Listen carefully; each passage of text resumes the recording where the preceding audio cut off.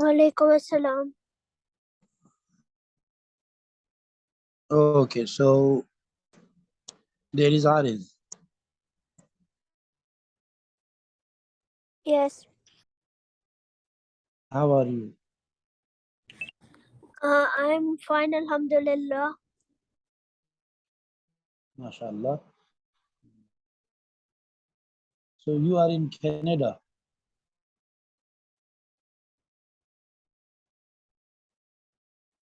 Yes. What time is it? 2:11 p.m. 11 p.m. No, 2:11. 2 o'clock. 2 o'clock and 11 minutes. Okay. So this is the afternoon there. Okay. And the date is 7 or 8? I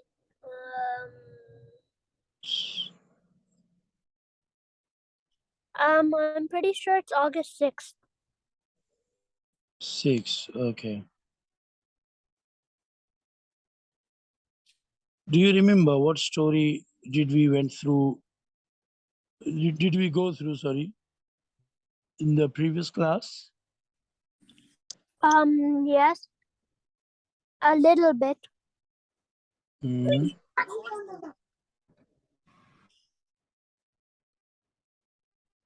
Yes. Tell me. We first started by finishing the story, by reviewing the story of Prophet Sulaiman alayhi salam. Then, Yes. then you told me the story about a man that didn't have any clothing and he had to cover himself with soil. And then Prophet Musa alayhi salam came by him, and then he said to him, Prophet Musa alayhi salam said to him, you have to be thankful for what Allah Ta'ala gave you. And then the man told him, what do I have to be thankful for? And he said, you have to be thankful. Prophet Muhammad said, you have to be thankful for it with everything you have, or else Allah Ta'ala will take what you have. And then he just, the wind, there was a wind that came, and the wind took away the soil that was covering him, and he was very embarrassed. And then we also covered another story, which was about the nation of Sabah, the Sabah nation, and then they were like people that thought that their travels were very boring. But then when they went, Allah Ta'ala punished them. I don't really remember like much about that story. What have you just said? I don't really remember much about the story about Sabah nation. Okay. So actually they were ungrateful. They were ungrateful of the bounties which Allah subhanahu wa ta'ala granted them. Okay. And they instead start complaining and telling that these bounties, we are fed up of enjoying these bounties, and now we want some change. So that's how they showed their ingratitude, and they were not grateful. That's why Allah subhanahu wa ta'ala punished them. And as an example, I quoted the story of Musa and that the soil person, the soil man, because that man also showed being ungrateful like the nation Sabah. So Allah subhanahu wa ta'ala punished them and destroyed all the gardens and all the sceneries, greeneries, whatever they had. Okay. So Aisha, you were you there when we were learning the story of Sabah? I think I was only there for like the first one, but not the second one, I don't think. Okay. So today, inshallah al-Aziz, we are about to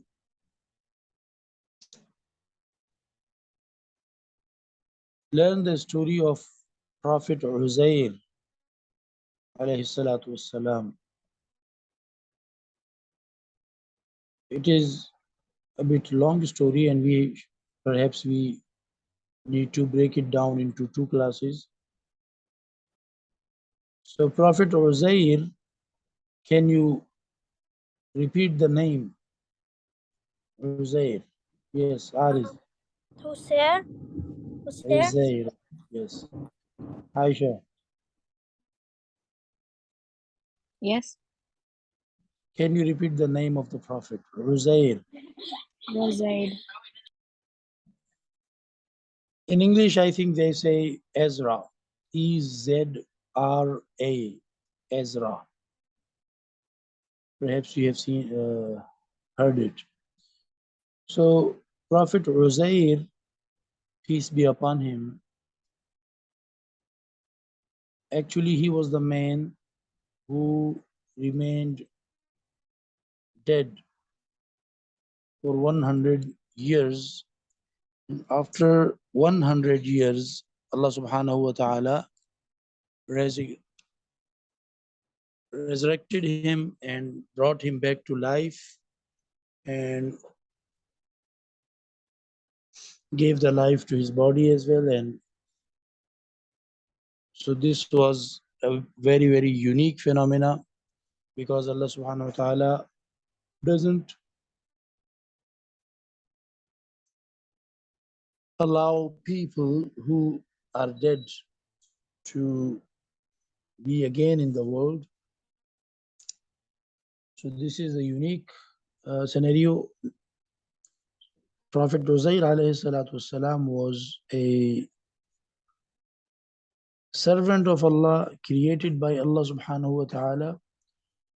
Like all of the prophets, he was a human, and this was only the unique thing that he happened to be alive again after death.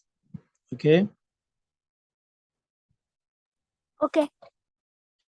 And as we all know, that Allah subhanahu wa ta'ala has no children, no parents, no family whatsoever.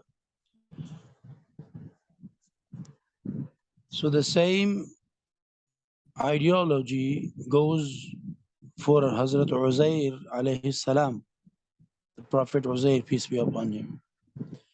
He was not a family to Allah subhanahu wa ta'ala anyway. Okay? I'm telling you this because the Jewish people, the Jews, they started saying that Prophet Uzair, since he was alive again, so the Jews started saying that he was son of Allah subhanahu wa ta'ala and he was the son of the God. So they are wrong. Allah subhanahu wa ta'ala needs no son, no daughter, no family whatsoever. Okay? Aisha, Yes.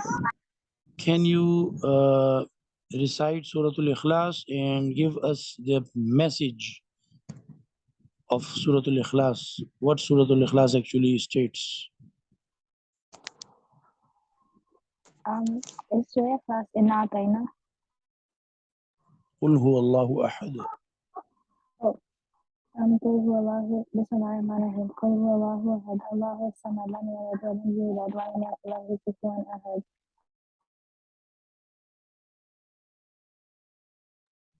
Yes. So what is the message given in this surah? I don't know. Haris, do you know? I think maybe it's talking about jinn. قل هو الله أحد الله الصمد لم يلد ولم يولد ولم يكن له كفوا أحد. I think I know. Yes, try.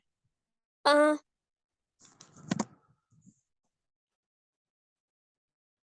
um, Maybe it's talking about Allah and how Yes. he doesn't have any family and he doesn't need anything, but he doesn't need anyone. And there's no like he is the most powerful and he doesn't need anyone. But we need like to worship Allah. Yes, shabash. Very nice. So this surah is kind of the introduction